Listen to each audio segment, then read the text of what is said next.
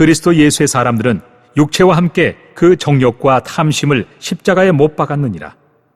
만일 우리가 성령으로 살면 또한 성령으로 행할지니 헛된 영광을 구하여 서로 노엽게 하거나 서로 투기하지 말지니라. 할렐루야. 네. 오늘도 현장에서 또 가정에서 예배드리는 우리 사랑하는 성도님들 주의 이름으로 축복합니다. 네. 오늘은 또 부산시장 투표가 있어가지고 여러분들 마음이 아마 좀 심란할 수도 있습니다. 누가 과연 될 것인가 이렇게 궁금하기도 하고, 궁금해하는 것은 조금 있으면 이제 밝혀집니다. 이 시간에는 우리가 주님 앞에 온전히 나가는 그런 시간 되었으면 좋겠습니다. 할렐루야. 자, 우리가 지난 한 3시간 3주 정도를 통해서 성령을 따라 살아가는 것, 또 육신을 따라 살아가는 것, 이것에 대해서 어떤 열매들이 맺히는가에 대해서 이렇게 살폈습니다. 여러분 기억나십니까? 9가지 성령의 열매. 지난주에 제가 뒷부분을 그냥 후딱 해치워가지고 여러분 기억이 온전히 남아있을지 모르겠습니다. 성령의 열매가 갈라디아서 5장에 몇 가지가 기록이 되어 있습니까? 9가지. 9가지. 예, 9가지가 기록이 되어 있어요. 그 앞전에 보면 육신의 열매도 있어요. 육신의 열매. 육체 일에 대해서 육신의 열매. 몇 가지라 했습니까? 갈라디아서에 기록되어 있는 육신의 일은 15가지. 15가지. 여러분 세보세요. 지난번에 제가 다 이야기를 했는데 여러분 한 2주 정도는 기억하시기를 바랍니다. 예, 성령의 열매 9가지. 지난주에 이렇게 살폈는데 제가 세 부류로 이렇게 나누어서 설명을 했습니다. 기억이 납니까? 네. 기억이 납니까, 여러분? 네. 자, 어떤 분류죠? 첫 번째, 자, 자기 자신. 이 열매가 많이 맺히면 자기 자신에게 큰 유익과 기쁨이 있습니다. 자, 뭐죠? 사랑과 희락과 화평. 할렐루야. 여러분, 사랑과 희락과 화평이 충만하셔서 여러분이 가진 이 기쁨을 어느 누구도 빼앗아가지 않는 그런 은혜가 있기를 바랍니다. 자, 두 번째 분류는 어떻게 분류했습니까? 이웃과의 관계에 있어서. 내가 이걸 많이 맺히면 누가 기쁘다고요? 이웃, 가족들, 나와 함께하는 사람들. 네. 자, 읽어봅니다. 오래 참음, 자비, 양선. 자, 여러분 기억납니까? 네. 자, 기억날 줄 압니다. 자, 마지막으로 이 열매를 많이 맺히면 하나님이 기뻐하는 그런 열매들입니다. 뭐 이것들이 다 하나님을 기쁘게 하겠죠. 그러나 특별히 이걸 많이 맺히면 하나님이 더 기뻐합니다. 자, 어떤 것들이 있죠? 충성과 온유와 절제. 충성, 온유, 절제. 여러분 지난번에 절제에 대해서 제가 말씀드렸지 않습니까? 사랑, 희락, 화평 이런 것들은 아름답게 하나를 다 짓는 거예요. 마지막에 절제가 모든 문을 막아줍니다. 모든 문. 여러분 집 잘 지어놓고 문 활짝 열어 대문 안 닫으면 어떻게 됩니까? 됩니까 안 됩니까? 대문을 안 닫으면 안 닫으면요 도둑이 와서 다 빼앗아 갑니다. 다 가져갑니다. 여러분 그래서 잘 절제하시길 바랍니다. 네. 모든 분야에 있어서 절제의 열매들이 충만히 맺히기를 축복합니다. 자, 계속해서 이어지는 그런 문단으로 어떻게 하면 오늘의 주제는 그래요. 어떻게 하면 성령의 열매를 더 잘 맺을 것인가? 성령의 열매를 잘 맺기 위한 방법을 제시합니다. 지난번에는 하나하나를 살폈다면 그 열매의 속성들을 살폈다면 오늘 본문을 통해서 어떻게 이 성령의 열매들을 잘 맺을 수 있을 것인지 방법을 사도 바울이 제시를 하고 있습니다. 자, 그래서 성령의 열매를 맺기 위하여 우리가 기억해야 할 것. 첫 번째로는 예수의 사람들은 육체와 정욕을 십자가에 못 박았다는 겁니다. 자, 이게 무슨 말인가? 우리 같이 한번 24절 읽어봅니다. 시작. 그리스도 예수의 사람들은 육체와 함께 그 정욕과 탐심을 십자가에 못 박았느니라. 자, 우리의 욕심, 정욕과 탐심을 육체와 함께 십자가에 못 박았다는 거예요. 여러분, 이 말씀에 대해서 한번 깊이 묵상해 보신 적 있습니까?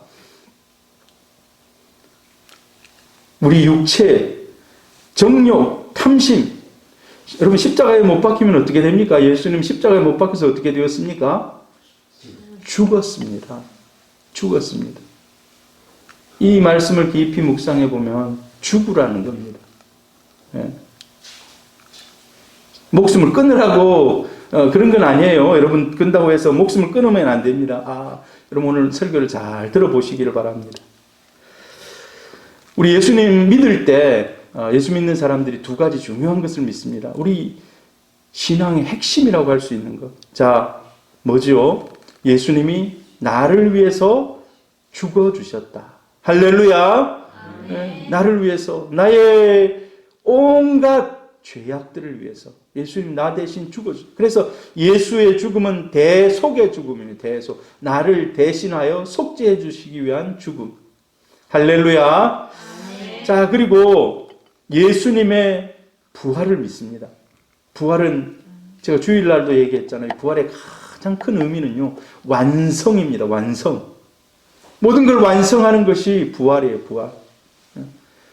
십자가에 죽고 끝나면 안 돼요. 부활하셔서 모든 것을 완성시켜요. 완성. 예수의 부활은 모든 우리 신앙을 완성하는 것입니다.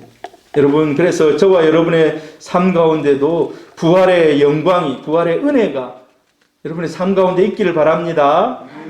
늘 죽는 것으로 끝나면 안 돼요. 부활이 있어야 돼요. 부활이. 자, 예수님의 부활을 믿는다면 우리는 아까 우리 성경 24절에 말씀한 것처럼 예수와 함께 죽는 것도 믿어야 한다는 겁니다. 이걸 이제 죽음의 신앙이라고 해요. 죽음의 신앙. 예, 죽음의 신앙. 예수와 함께 죽는다. 이 말이에요. 바울은 늘 이런 신앙을 가지고 있었습니다. 그래서 그가 자주 했던 말 중에 나는 날마다 죽는다. 그걸 복음서에, 서신서에 기록하고 있어요. 난 날마다 죽는다. 여러분, 그 생각하고 살아보신 적 있습니까? 난 날마다 죽는다. 내 자신에 대해서, 내 욕심에 대해서, 내 사상에 대해서, 내 온갖 세상을 바라보는 관점들에 대해서 난 날마다 죽는다. 바울이 그런 마음을 가지고 살았다는 것입니다. 그래서 갈라디아서 2장 20절 한번 같이 읽어봅니다. 시작. 내가 그리스도와 함께 십자가에 못 박혔나니 그런즉 이제는 내가 사는 것이 아니요 오직 내 안에 그리스도께서 사시는 것이라. 이제 내가 육체 가운데 사는 것은 나를 사랑하사 나를 위하여 자기 자신을 버리신 하나님의 아들을 믿는 믿음 안에서 사는 것이라. 제일 먼저 선포가 뭡니까? 내가 그리스도와 함께 십자가에 못 박혔다. 예수님만 못 박은 게 아니라는 거예요. 예수님 당신이 내 대신 그 자리에서 혼자 못 박여 거기서 죽으세요라고 하는 게 아니에요. 우리는 그렇게 생각할 수 있어요. 예수님 혼자 십자가에 못 박혀 죽었으니까 끝. 뭐 예수님이 나를 위해서 다 했는데. 그렇게 생각할 수 있어요.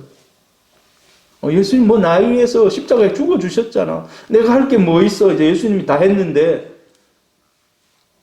일견 맞는 말입니다만은 여러분 사도 바울의 고백을 보세요. 내가 그리스도와 어떻게 해요? 함께는 뭡니까? 어깨동무를 했다는 거예요.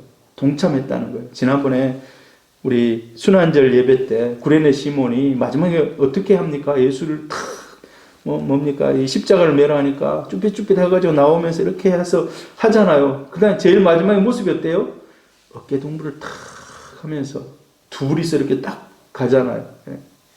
함께라는 의미입니다. 함께라는 의미. 로마서 6장 8절에 만일 우리가 그리스도와 함께 죽었으면 함께 죽으라는 거예요. 함께 죽으라는 거예요. 또한 그와 함께 살 줄을 믿노니 함께 죽으면 어떻게 된다는 거예요? 함께 산다는 거예요. 이 놀라운 역설이죠. 함께 죽으면 함께 산다. 기독교의 놀라운 역설입니다. 나는 날마다 죽노라. 그런데 하나님이 늘 부활의 영광을 맛보게 하십니다. 할렐루야. 아멘. 자, 그래서 여러분은 오늘 이제 예수님만 십자가에 못 박고 끝 하는 것이 아니라 늘 그 십자가를 볼 때 내가 저 자리에 못 박혔는데 이것을 여러분 기억하시기를 바랍니다. 아멘. 예수님만 못 박아놓으면 안 돼요. 예수님만 못 박아놓으면 안 돼요. 나도 저 자리에 함께 못 박혔습니다. 할렐루야. 여러분은 이제 그 사실을 늘 믿고 따르는 우리 성도님들이 돼야 돼요. 예수님이 십자가에 못 박혀 죽으셨죠. 자, 우리도 언젠가는 육신이 죽을 겁니다.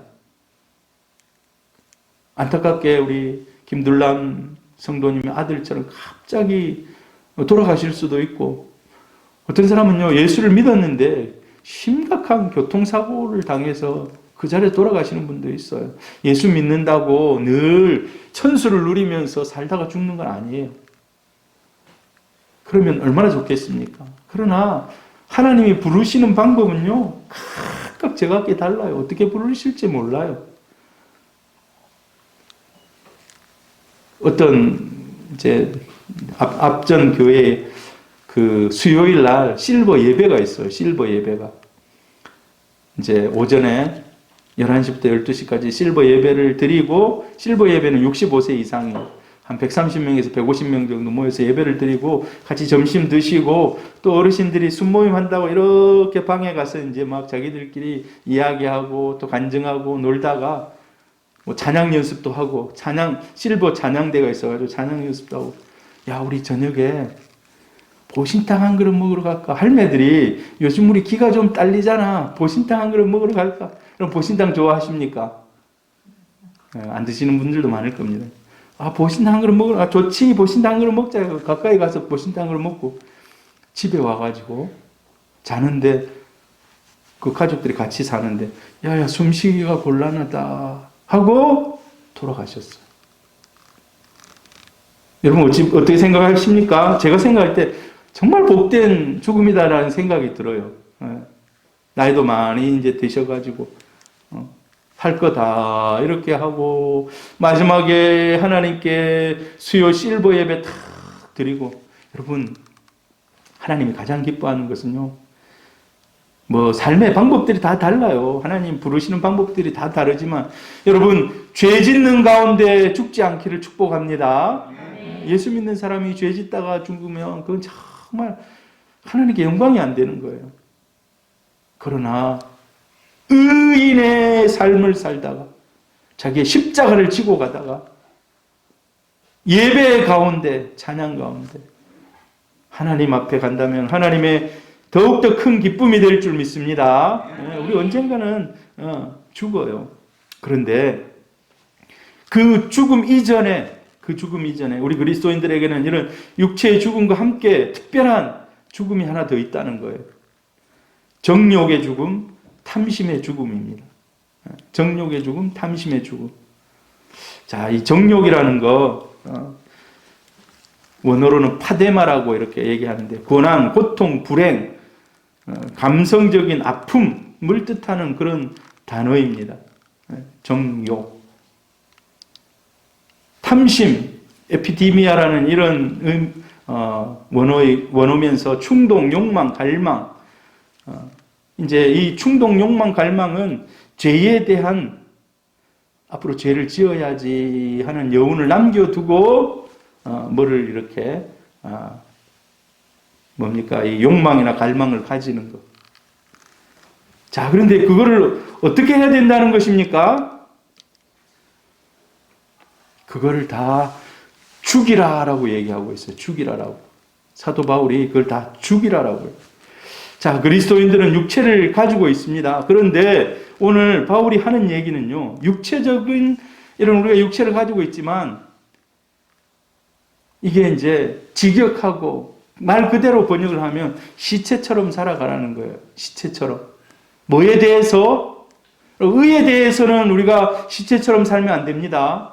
그때는 팔딱팔딱 뛰는 막 뭡니까? 이 강을 거슬러 올라가는 이 물고기처럼 해야 되지만 정욕과 탐심에 대해서는 시체처럼 살아라.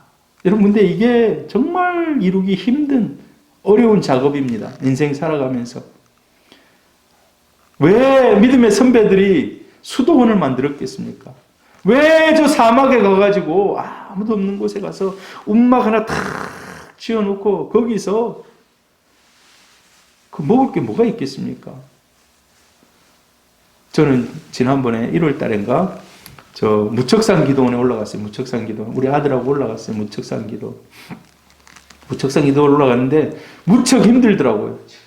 진짜. 그래서 무척산이라는 이런 에피소드도 있습니다만 무척 힘들어요. 올라가는데 한 1시간 반 정도 걸려요. 올라가는데. 끝까지 빙글빙글 돌면서 올라가요. 그런데 옛날에 우리 믿음의 선배들이 우리 고신의 뿌리가 이제 거기서부터 이제 막 그 신사참배 거부했던 사람들이 거기 올라가서 기도했던 데거든요. 근데 거기 지금은요 공업화가 돼가지고 부산에 눈이 잘 옵니까 안 옵니까? 눈이 잘 안 와요. 100년 전에는 어땠겠습니까? 100년도 아니네요. 한 70년 80년 전에 눈이 엄청 많이 왔어요. 눈이 엄청 많이. 근데 이 사람들이요 쌀을 한 가마니 지고 올라가면 그거 짊어지고 올라가가지고 눈이 쌓여 있으면 밑으로 내려올 수가 없는 거예요. 미끄럽고 막 해가지고. 그럼 눈이 다 녹을 때까지 진짜 아끼고 먹어가면서. 여러분, 이 육체의 이런 정욕과 탐심을 못 박는다는 게 굉장히 힘든 그런 작업입니다. 그러나 또 하나님이 이길 힘을 주실 줄 믿습니다. 로마서 12장 1절 같이 읽어봅니다. 그러므로 형제들아 내가 하나님의 모든 자비하심으로 너희를 권하노니 너희 몸을 하나님이 기뻐하시는 거룩한 산 제물로 드리라. 이는 너희가 드릴 영적 예배니라. 자, 우리가 이 성경 구절 너무 좋아하고 외우고 이렇게 살아가라고 막 얘기를 합니다. 자, 그리스도의 몸은 뭐라고요? 제물이라는 것입니다. 자, 보세요. 거룩한 산 제물이라는 거예요. 너희 몸이. 할렐루야. 우리 몸을 하나님이 받으시는 제물이라는 겁니다. 제물. 자, 그런데 구약 시대에 이 제물은 살아있는 걸 갖다 줬습니까? 살아있는 걸 가져온 건 맞아요. 자, 백성들이 집에서 가져오든 아니면 성전 밖에서 매매하는 곳에서 사오든 사가지고 옵니다. 그러면 제사장과 같이 사온 사람이 그걸 죽여요. 각을 떠요. 그리고 각을 뜬 그것만 가지고 제사장이 번제단에 가지고 갑니다. 그러면서 하나님 앞에 이것은 제물입니다 하고 드리는 거예요. 살아있는 거 이거 제물입니다 안 해요. 각을 뜨고 다 해가지고 흠이 없게 해가지고 번제단 위에 딱 놓으면서 이제 불을 태우면서 하나님 앞에 제물로 드립니다. 저 사람의 죄를 여기다 전가합니다 하고 드리는 겁니다. 만약에 산채로 바치는 것은 이건 제물이 아니에요. 이방인들은 산채로 막 불에다가 집어 던지고 막 이런 몰래 같은 신에게 그렇게 하기도 합니다만은 그거는 이방인의 습관이고 하나님께서는 각을 두고 다 해가지고 하나님께 드리라고 얘기합니다. 제물은 그래서 완전히 죽습니다. 번제단에서 불에 타서 제가 됩니다. 하나도 남지 않고 마지막까지 다 불타서 제물이 됩니다. 그리고 다 태워지면 이게 온전한 제사의 완성입니다. 여러분, 뭐를 얘기하려고 제가 이 얘기를 하는 것 같습니까? 우리 몸이 성도들이, 바울은 성도들을 제물이라고 하는데 살아있는 제물이라고 해요. 살아있는 제물. 무슨 뜻입니까? 살아있는 제물은 우리 육체는 살아있지만 우리 육체는 살아있습니다. 죽은 게 아니잖아요. 그런데 죽은 시체처럼 살아가야 되는 무엇에 대해서? 정욕과 탐심에 대해서. 정욕과 탐심에 대해서는 죽은 시체처럼 살으라는 겁니다. 왜 그렇게 살아야 합니까? 죄 없는 삶, 거룩한 삶을 살기 위해서. 한마디로 우리가 지금 배우고 있는 성령의 열매를 맺기 위해서. 성령의 열매를 맺기 위해서. 자, 목표는 거룩함이에요, 거룩함. 자, 바울이 예배를 어떻게 볼까요? 우린 지금 예배 드리고 있습니다. 여러분, 예배를 드리고 있는데 이 예배가 이 하나님 앞에 우리의 산 제사로 지금 드려지고 있는 겁니다. 그래서 이 시간에 예배 드릴 때는요, 세상 근심 걱정 다 내려놔야 돼요. 여러분, 근심이 뭐가 있습니까? 하나님 앞에 예배 드리는 이 시간에는 근심도 다 내려놓기를 바랍니다. 육신에 여러 가지 욕망과 여러 가지 그런 거 있을 수 있어요. 이거 다 내려놔야 돼요. 다 내려놔야 돼요. 예배 드릴 때 그냥 죽는 거예요, 죽는 거. 그리고 뿐만 아니라 바울은 또 다른 시각을 가지고 있어요. 예배에 대해서. 어떤 시각일까? 자, 성전에서 드려지는 것만이 예배가 아니라는 겁니다.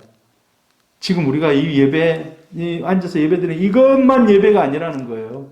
하나님의 자녀답게 현장에서 살아가는 게 삶의 예배라는 겁니다. 가정 생활도 예배입니다. 직장 생활도 예배입니다. 비즈니스도 예배고 사회생활도 예배고. 여러분, 이원론으로 나누는 것은요, 이 사탄의 방법이에요. 사탄의 방법. 이것은 거룩한 것이다. 이것은 부정한 것이다. 다 교회 와서 예배 드리는 것은 거룩한 것이고, 집에서 남편과 아내와 가족을 위한 이런 일은 좀 더 거룩하지 않은 것이다. 이게 아닙니다. 다 하나님이 받으시는 삶의 예배라는 거예요. 삶의 예배. 취미생활, 여행, 이것들도 다 예배라는 겁니다. 여러분, 그래서 우리는 삶이 곧 예배라는 그런 생각을 가지고 삶 가운데 예배 드리기 위해서 하나님이 기뻐하는 현장에서 내 자신을 다 내려놓고 죽이는, 욕망을 죽이는 이러한 훈련들을 해야 돼요. 하나님이 기뻐하는 예배인 줄로 믿습니다. 네. 그래서 육체를 죽이고 육체의 욕망을 죽이는 것은 신령한 예배자로서의 삶의 예배라는 겁니다. 바울이 지금 하고 싶은 얘기가. 할렐루야. 자, 그래서 이제 계속해서 육체가 죽고 정욕이 죽고 탐심이 죽고 왜 죽여야 되는가? 결국은 성령의 열매를 더 풍성하게 맺히기 위해서. 할렐루야. 네. 자, 그래서 성령으로 살려면 성령으로 행하라라고. 네. 성령에 의해 살려면 성령에 의해 행해라. 여기는 이제 산다는 의미, 일상적인 그런 라이프. 네. 행하라라는 말은 사람들이 걸어가는 행렬을 의미하는 그런 단어입니다. 다른 말로 얘기하면 일상적인 삶의 행로, 일상적인 삶의 행로 가운데 성령을 따라 살으라는 것입니다.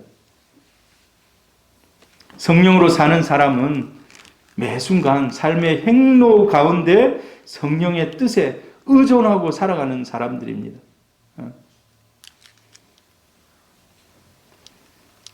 자, 성령으로 행한다는 것, 이걸 잠시 좀 설명하고자 합니다. 성령으로 행한다. 성령의 뜻을 따라 실천한다라는 그런 의미입니다. 여기서는 내 의지가 아니고 내가 실천하는 것이 아니고 성령의 의지로 성령님이 실천하도록 나를 맡긴다는 겁니다. 그래서 성령을 따라 살아가는 겁니다. 자, 근데 이제 실질적으로 그럼 성령의 뜻을 따르는 실천자가 되려면 어떻게 해야 됩니까? 내 뜻을 접어야 된다는 거예요. 하나님의 뜻, 내 뜻 두 개가 있다면 내 뜻을 접으면 하나님의 뜻이 이루어지는 겁니다. 내 뜻을 접는 겁니다. 자, 우리는 여러분들 다 생각이 있어요. 자기 생각들이 다 있어요. 내 생각, 내 의지, 내 사상, 내 계획, 이걸 다 내려놓을 때, 내려놓을 때 하나님의 뜻이 이루어진다는 겁니다. 이 내 생각, 여기서 말하는 내 생각이 하나님의 뜻과 똑같다면 너무 좋은 일이죠. 하나님과 내 뜻이 똑같다면. 그런데 대개는 우리 육신의 욕망과 욕심과 탐심에 따라서 살아가다 보면 이게 다 서로 안 맞을 때가 더 많습니다. 그럴 때 어떻게 해야 됩니까? 내 계획을 내려놓는 겁니다. 성령께 내 자신을 드리는 겁니다. 내 생각, 내 의지, 내 사상 이런 것들을 포기하는 겁니다. 여러분 예수를 처음 믿으면요. 교회에 오면 알 수 없는 지금 여러분은 이제 이 교회를 오래 다니시고 성경도 여러 번 읽으시고 해서 이게 몸에 배어 있어요. 이게 몸에 배어 있어요. 유럽이나 미국 같은 데 가면 기독교 사상이 그냥 그 사람들의 삶이에요. 삶. 거기에 이제 이슬람들이 막 들어오거나 이러면은 굉장한 이제 중간에 이제 피 튀기는 이런 사상적인 이런 싸움들이 일어나죠. 근데 우리는 어떻습니까? 우리는 여러분의 생각 속에 우리 기독교인 말고 일반 사람들의 생각 속에 기독교의 마인드가 싹 스며 있습니까? 아니면 불교나 무속신앙의 마인드가 싹 숨어 있습니까? 누가 그러더라고요. 국회의원 한번 출마하러 가는데 예수 믿는 사람도 영한 점쟁이 찾아가지고 한번 만나가지고 딱 답을 듣는데 출마하세요? 아니면 이번에 출마하지 마세요? 두 가지잖아요. 딱 한마디 듣는데 5천만 원 낸다는 거예요. 5천만 원. 5천만 원 들고 가가지고 이거 복비입니다 하고 딱 내고 그 말 한마디 딱 듣고 온다 하더라고. 된다 하면 이제 최선을 다해서 뛰고 이 사람들이요. 우리 뭡니까? 이 이제 어떻게 보면 우리 민족성 가운데 있는 사상들이에요. 여러분 그런데 이런 사상 이런 것들을 다 포기하는 겁니다. 우리 부모님들은 다 이런 것에 쩔어 있었어요. 쩔어 있었어. 무슨 날은 안 되고 뭐가 끼어서 안 되고 이런 거 얘기 김성국 의사 많이 들어보셨죠? 예. 네. 그런 것들이에요. 우리 민족성 안에 흐르는 이런 잘못된 사상들 이런 것들이 많이 있습니다. 근데 우리가 깨어있지 않으면 휩쓸려 갑니다. 그냥 휩쓸려 가요. 휩쓸려 가. 자, 그래서 우리는 그것들을 내려놓을 때 성령이 일한다는 겁니다. 육체적 죽음보다 더 중요한 죽음이 하나 더 있습니다. 어떤 죽음일까요? 자아의 죽음이에요. 자아의 죽음. 자아의 죽음. 내 생각의 죽음입니다. 내 생각의 죽음. 로마서 12장 2절. 아까 1절 읽었는데 지금 2절 읽어봅니다. 시작. 너희는 이 세대를 본받지 말고 오직 마음을 새롭게 함으로 변화를 받아 하나님의 선하시고 기뻐하시고 온전하신 뜻이 무엇인지 분별하도록 하라. 자, 여기 보면 제가 빨갛게 표시를 해놨어요. 본받지 말라는 거예요. 본받지 말. 성령으로 따라 살아가려면 본받지 말아야 하는 것이 있다는 겁니다.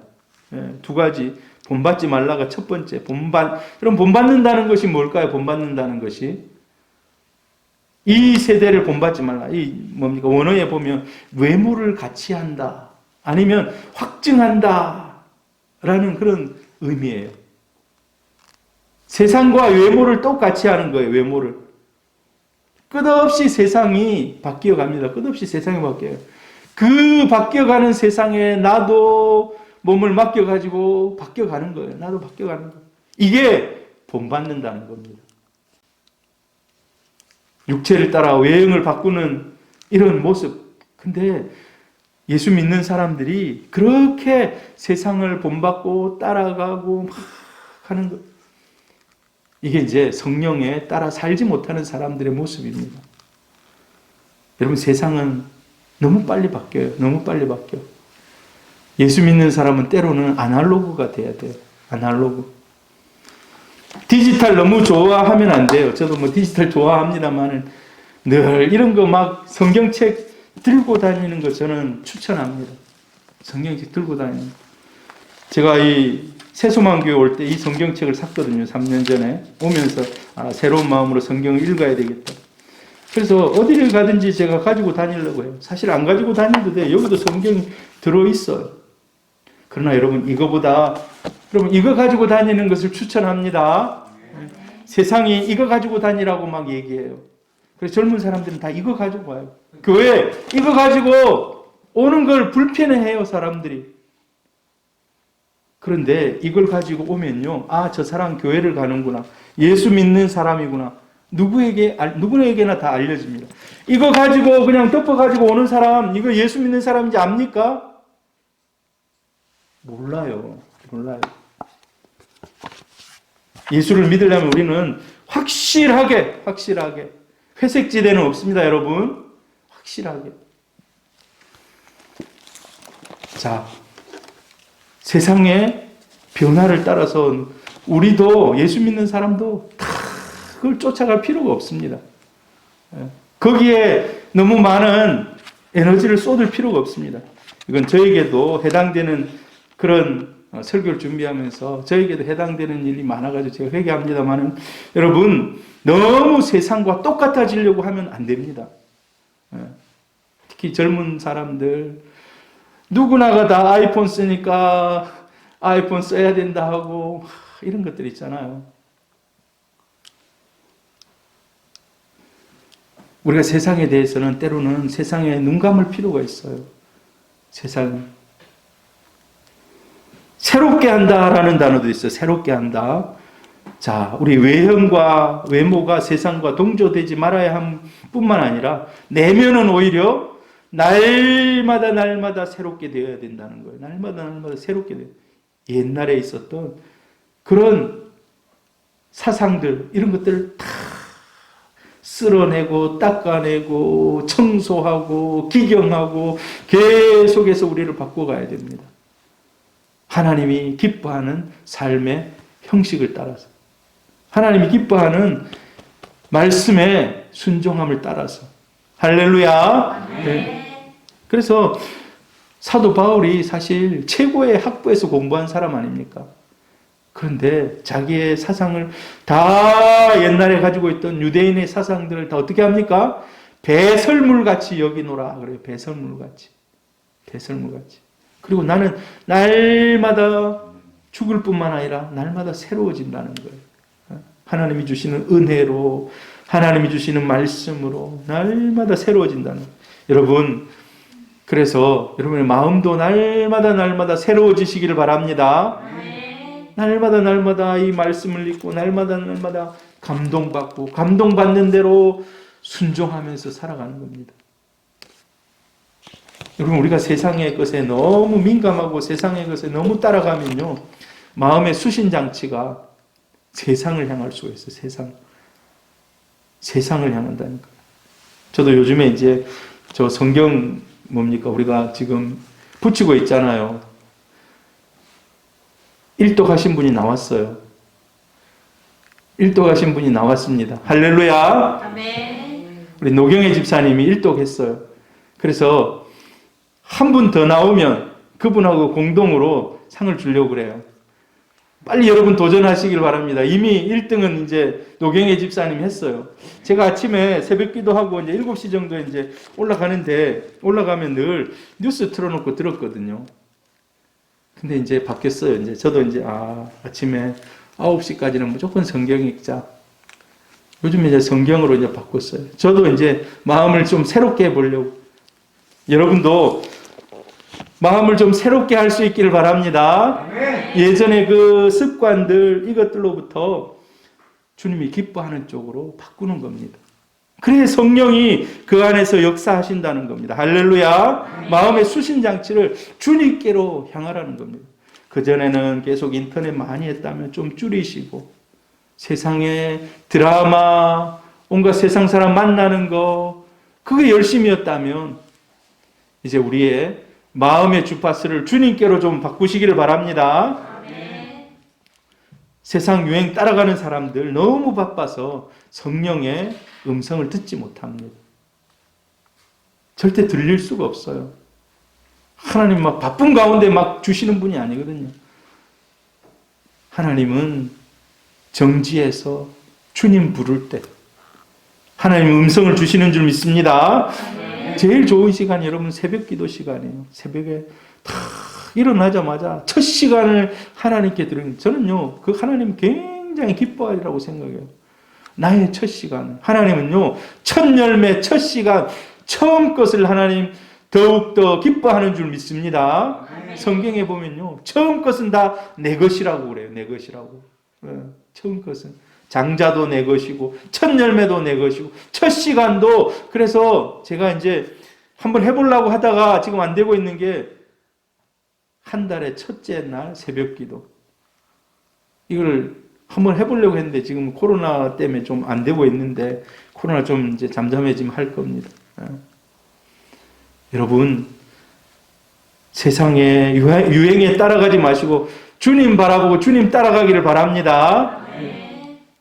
자, 그런데 우리 성령의 열매를 맺기 위해서는요, 신앙이 계속되는 죽음의 도전이라는 겁니다. 오늘 죽음의 얘기를 계속 하는데, 자, 육체의 욕망 가운데 성령의 열매를 맺기 위해서 가장 제압하기 힘든 거, 물리치기 힘든 거 세 가지를 오늘 26절에 말하고 있어요. 사도 바울이 성령의 열매를 맺기 위해서. 이거는 더욱더 힘쓰라는 거예요. 이건 더욱더 힘쓰라는 거.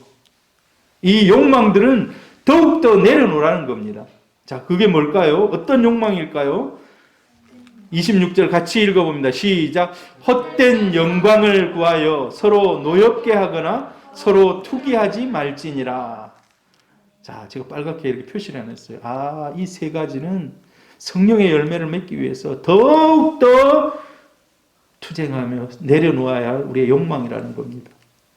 자, 뭐 헛된 영광을 구하는, 헛된 영광을 구하는 것. 자, 헛된 영광을 구하는 게 뭡니까? 헛된 영광은요, 우리 신앙인들이 까딱 잘못하면 추구하는 그걸 막 추구할 수 있다는 거예요. 삶의 욕망의 중심이라는 거예요. 헛된 욕망. 쉽게 말해서 뭐를 얘기합니까? 허황된 목표라고도 할 수 있어. 허황된 목표. 내 이름을 내는 거. 내 이름을 내는 거. 또 권력을 따라다니는 거. 권력을 쟁취하기 위해서 모든 수단 방법을 가리지 않는 거. 아, 이번에 이제 투표를 여러분 다 했을 겁니다. 이번 제가 이제 가끔 뉴스 보면은 전부 다 네거티브만 해요. 네거티브만. 그 사람들이 뭘 어떻게 이 뭐 시민들을 위해서 좋은 일을 할까, 이런 건 잘 안 보이고 계속해서 상대방 뭡니까 잘못된 뭐 이런 것만 계속 하는 이런 허황된 목표. 세상에서 출세하려고 온갖 수단 방법을 가리지 않고, 부자 되기 위해서 온갖 수단 방법을 가리지 않고. 여러분, 주일을, 일주일 마지막 주일을 지키는 것은요, 우리의 신앙의 고백입니다. 내가 7일 중에 주일은 일하지 않아도 하나님이 나의 가정을, 나의 삶을 책임지시고 인도하신다라는 신앙의 고백입니다. 특별히 장사하시는 분들, 뭐 직장 다니거나 회사원들은 뭐 주일날 쉬는 경우들이 많겠지만은, 특별히 장사를 하시는 분들, 이분들은요, 신앙의 고백으로 주일을 성수하는 겁니다.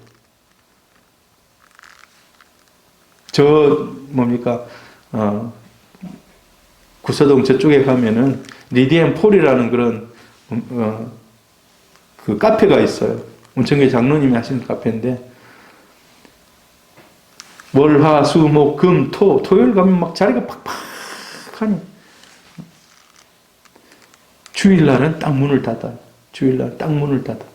이 신앙의 고백입니다. 신앙의 고백. 전에 어떤 분이 저기서 아구찜집을 했어요. 아구찜집을. 그래, 이분이 돈을 벌기 위해서 토요일도 하고 주일도 하고 늘 하시는 거예요. 그런데 이제 가서 권면을 했어요. 우리가 바로 신앙을 가지기 위해서는 집사님이 이 주일날 일하지 않아도 하나님이 채우실 줄 믿는 게 신앙이다. 그래서 주일날은 가게 문을 닫는 게 목회자로서 해줄 조언입니다. 그분이 처음에는 되게 좀 막 부담스러워하고 막 그러더니 한번 찾아왔어요. 목사님 이제 주일날 문 안 열기로 했어요. 그리고 나서 한 달 정도 뒤에 다시 찾아왔어요. 목사님, 완전히 우리 집이 지금 망하게 생겼어요. 사람들이 일요일 날 많이 왔는데 일요일 날 이제 안 하니까 막 줄어들었다는 거예요. 한 4달 지나서 목사님 거의 회복이 됐습니다. 할렐루야. 거의 회복이 됐다. 여러분 부자 되려고 애쓰십시오. 그러나 모든 것의 주인이 주님이시다는 이 신앙은 여러분의 고백이 되기를 바랍니다. 거기에 맞게 여러분이 삶의 예배자가 되는 겁니다. 삶의 예배자 되는 거예요. 행복을 주지 못하는 것, 하나님 앞에 인정받지 못하는 것들을 위해서 인생을 허비하지 말라는 겁니다. 때로는 인생에 아무 도움이 안 되는 사람을 막 이 사람 저 사람 만나는데 그럴 필요 없습니다, 여러분. 필요 없는 가지들은 쳐내야지 더 열매가 풍성하게 맺히는 거예요. 더 열매가 풍성하게. 이런 헛된 영광을 구하는 마음을 매일매일 내 마음속에서 추방해야 됩니다. 여러분 헛된 영광 제가 얘기 안 해도 여러분이 머릿속에 하나님이 주시는 그런 생각들이 있을 겁니다. 아, 내가 이거 추구하고 있는데 이게 헛된 영광이구나 하는 것들. 성령의 음성을 들으시기를 바랍니다. 자, 두 번째, 서로 노엽게 하지 말아야 한다. 노엽게 하지 말아야 된다. 노엽다는 말은 다른 말로 격동, 사람들이 분노를 일으킨다는 거예요. 우리는 혼자 살지 않습니다. 많은 사람들하고 같이 살아요. 그래서 예수 믿는 사람들은 피스메이커라고 합니다. 피스메이커. 뭔 말입니까? 화평을 만드는 사람. 화평을 만드는 사람. 그래서 사람들하고 이런 쉬운 말로 척지고 살아간다라고 얘기하는데 그렇게 하지 마시기를 바랍니다. 사이좋게 베풀면서 살아가길 바랍니다. 베푸는 사람은 싫어하는 사람 아무도 없습니다. 베푸는 사람 다 좋아합니다. 너무 투쟁적으로 살지 마시기를 바랍니다. 투쟁적으로 사는 사람은 북한 사람들입니다. 모두 다 무슨 전투, 뭐 이름마다 뭐 무슨 전투, 별보기 전투 뭐 이런 거 붙이는데 좋지 않은 겁니다. 세상 사람들은 다른 사람 잘 배려하지 않습니다. 내 욕심만, 나만 잘 되면 자신의 이익만을 위해서 투쟁합니다. 그러나 예수 믿는 사람들이 예수님의 최고의 모습이 어떤 모습입니까? 자기 자신을 내어주신 희생입니다. 희생. 아가페적인, 기독교의 제일 핵심이 아가페 아닙니까? 아가페는 주는 겁니다. 주는 거. 아가페는 희생이고 엄마의 사랑이 아가페입니다. 아이에게 자기 아무리 아파도 아이를 위해서는 다 해줍니다. 여러분 그래서 세상 사람들을 적으로 만들지 마시길 바랍니다. 분노하게 하지 마시기 바랍니다. 여러분 막 이런 거에 이제 평화가 깨지고 나면 마음에 이제 뭐라 그럴까요? 화평이 없어져요. 마음에 화평이 없는 상태에서 성령의 열매가 아까 그 우리 두 번째 부류에 이런 열매들이 맺혀지기 힘들다는 겁니다. 여러분 그래서 우리는 나는 혹시 남을 격동시키는 일은 없는가? 한번 자기 자신을 한번 살펴보시기를 바랍니다. 그 성령의 소리를 들으시기를 바랍니다. 그리고 그런 생각들이 떠오르거든 그걸 다 즉시 제거하시기를 바랍니다. 자, 세 번째로는 이제 마지막 서로 투기하지 말지니라. 투기를 다른 말로 질투입니다. 질투. 투기는 질투예요. 투기의 제일 비슷한 말이 비교의식입니다. 비교의식. 여러분 저도 그렇습니다. 아이들을 키워보면요. 우리 요셉이나 한나나 키우면서 늘 남하고 막 비교하게 돼요. 교회 다른 목사 아들 아니면 또 학교 친구들 막 비교를 하게 돼요. 비교는 안 좋은 겁니다. 비교는 안 좋은.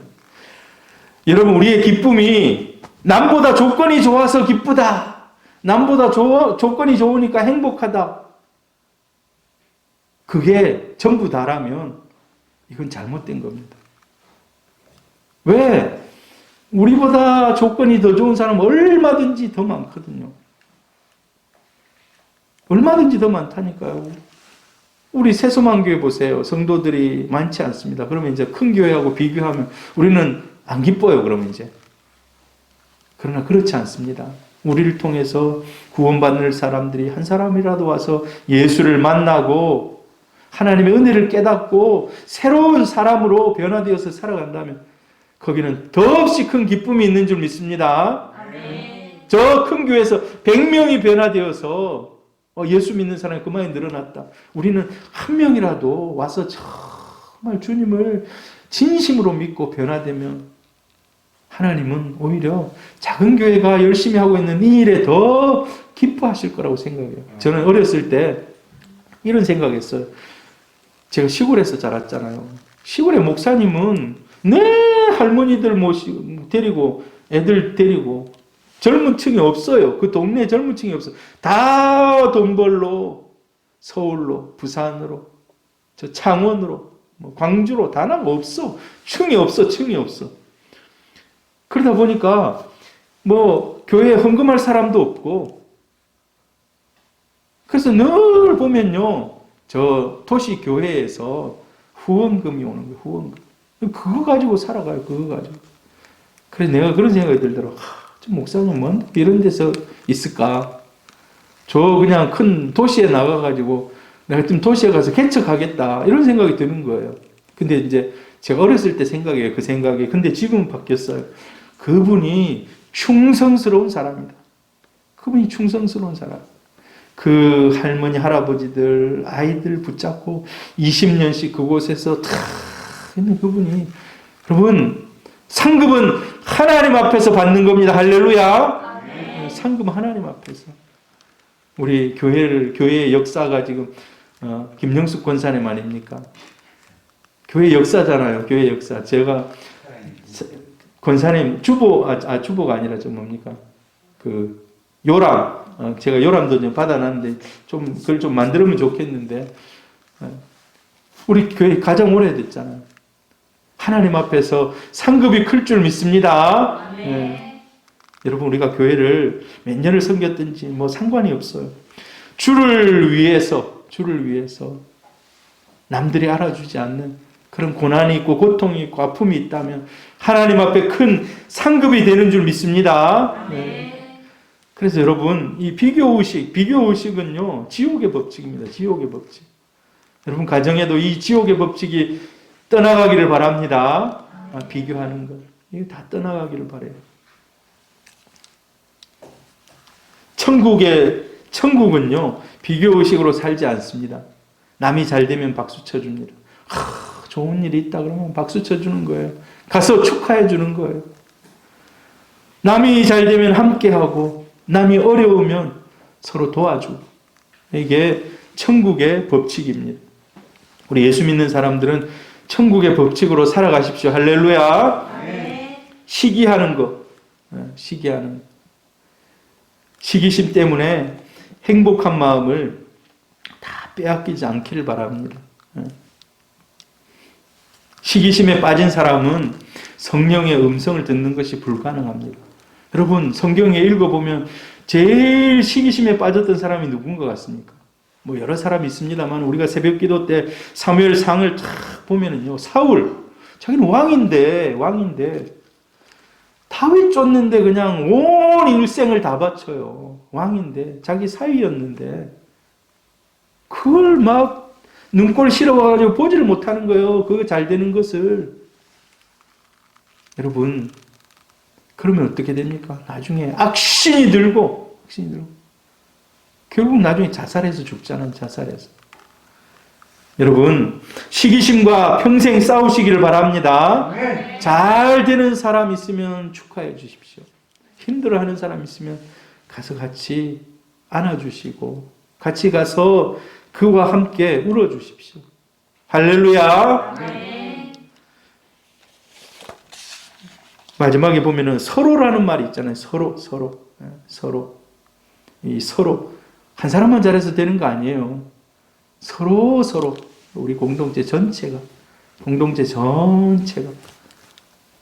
사실 공동체 전체 중에 어떤 한 사람이 힘들어하고 어떤 한 사람이 죄를 짓고 어떤 한 사람이 막 잘못되면 그 공동체가 흔들흔들합니다. 사실 특별히 작은 공동체는 더 그래요. 작은 공동체는 더 그래요. 그래서 서로가 조심하면서 서로가 더 은혜를 끼치기 위해서 힘을 써야 돼요. 은혜를 끼치기 위해서. 나 때문에 여러분이 유익했으면 좋겠습니다. 이런 마음 가지고 헌신하는 거예요. 할렐루야. 네. 이게 성령의 열매를 바르게 맺는 방법입니다. 자, 이제 마쳤는데요. 성령의 열매 9가지.